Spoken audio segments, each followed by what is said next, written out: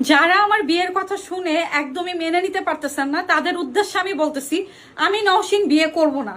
হ্যাঁ, আমি নওশীন বিয়ে করব না, তবে একটা শর্ত আছে। যদি আপনারা আমাকে একটা থাকার ব্যবস্থা করে দিতে পারেন, থাকার জন্য একটা বাড়ি লাগবে, একটা জায়গা লাগবে, এই ব্যবস্থাটা যদি করে দিতে পারেন, সারা জীবন আমি যতদিন বেঁচে থাকবো আমার খাওয়া দাওয়ার ভরণ পোষণ যদি আপনারা দিয়ে দিতে পারেন, আমি নওশীন বিয়ে করব না।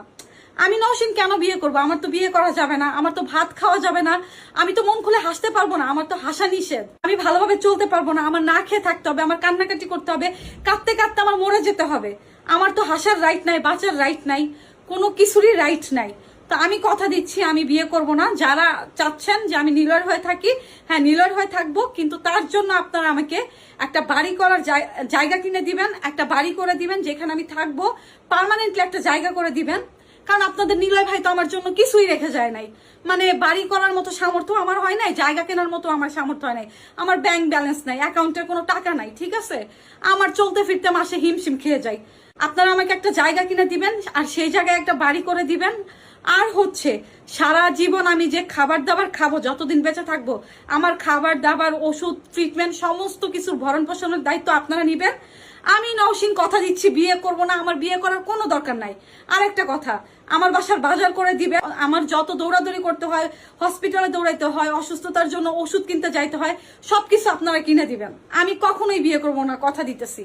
আর সব থেকে বড় কথা হচ্ছে, আমাকে যে রাস্তায় ইফটিজিং করে ছেলেরা, আমি যখন রাস্তায় বের হই মাঝে মাঝে ইফটিজিং এর শিকার হই। ইফটিজিং থেকে আপনারা আমাকে বাঁচাবেন।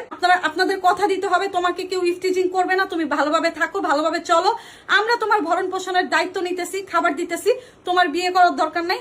আমি নওশীন কথা দিচ্ছি, আমি জীবনেও বিয়ে করব না, জীবনেও বিয়ে করব না, জীবনেও বিয়ে করব না।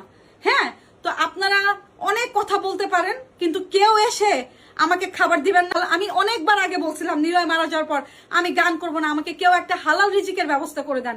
কেউ দিছিলেন আমাকে একটা হালাল রিজিকের ব্যবস্থা করে? কেউ দেন নাই। আমি বাধ্য হয়ে গান গাইতে গেছিলাম, আমি বাধ্য হয়ে গানের জগতে গেছি। নিলয় 4,55,000 টাকা ঋণ আমার উপর রেখে গেছিল, আমি গান গেয়ে নিলয়ের সেই ঋণ শোধ করছি। কেউ কি নিলয়ের রেখে যাওয়া ঋণ শোধ করে দিছিলেন? এত ভালোবাসা দেখেন, কই ছিল তখন আপনাদের ভালোবাসা? তো আপনারা কেউ আমাকে তো হালাল রিজিকের ব্যবস্থা করে দেন নাই। তার জন্য আমি গান গাইছি, ফেসবুকে ভিডিও বানাই, টাকা ইনকাম করছি। আর হ্যাঁ, এখন ফেসবুক কিন্তু টাকা দেয় না যে আমার ভিডিওতে ভিউ ব্যবসা করে টাকা ইনকাম করতে হবে। তো যাই হোক, আপনারা যদি আমার এই শর্তে রাজি থাকেন, যে আপনারা যে সকল ভাই বোন আছেন আমার ভরণ পোষণের দায়িত্ব নেবেন, আমাকে একটা বাড়ি করে দিবেন থাকার জন্য, আমার সারা জীবনের খাওয়া খরচ টেনে দিবেন, আমি নওশীন জীবনেও বিয়ে করব না। আমাকে নিয়ে আপনারা ব্যাট কোনো কথাও শুনতে পারবেন না। বিয়ে তো দূরের কথা, আমি 5 ওয়াক্ত নামাজ পড়বো, আল্লাহ বিল্লাহ করবো, আল্লাহ বিল্লাহ করতে করতে আল্লাহর কাছে চলে যাব। তো আপনারা কি পারবেন? পারলে তারপর আসেন বড় বড় কথা বলতে।